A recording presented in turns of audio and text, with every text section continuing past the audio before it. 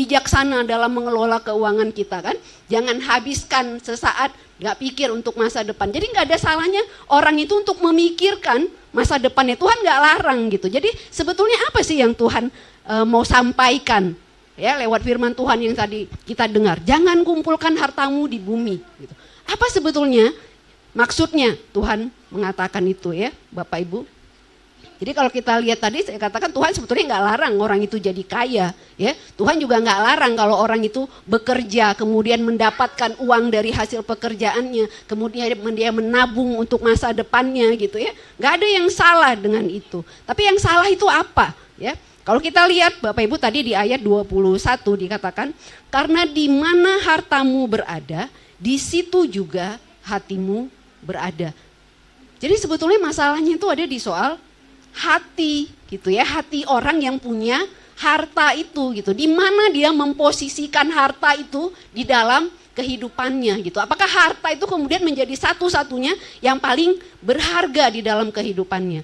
Karena Bapak Ibu kalau kita salah menempatkan harta ya, harta itu kalau dikelola dengan benar dia mendatangkan kebaikan gitu. Tapi kalau diposisikan dengan cara yang salah, dia bisa menjadi jerat dan mendatangkan kebinasaan, malapetaka untuk orang yang memilikinya gitu ya. Kalau kita melihat di Alkitab Bapak Ibu sering sekali ya, Tuhan Yesus itu sering sekali bicara tentang harta, tentang uang ya, tentang bagaimana seharusnya orang itu hidup dan memandang harta yang ada di dalam kehidupannya itu ya.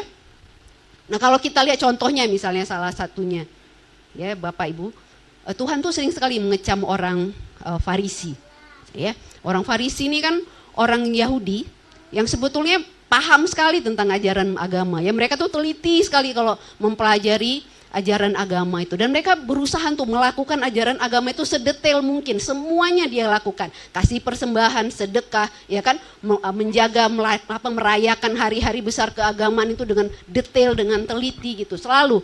Tapi kok kalau kita lihat ya di dalam Matius pasal 23 misalnya ya, nanti kalau Bapak Ibu mau baca di rumah ya, Tuhan Yesus kejam mereka dan Tuhan Yesus bilang kamu itu munafik. Gitu.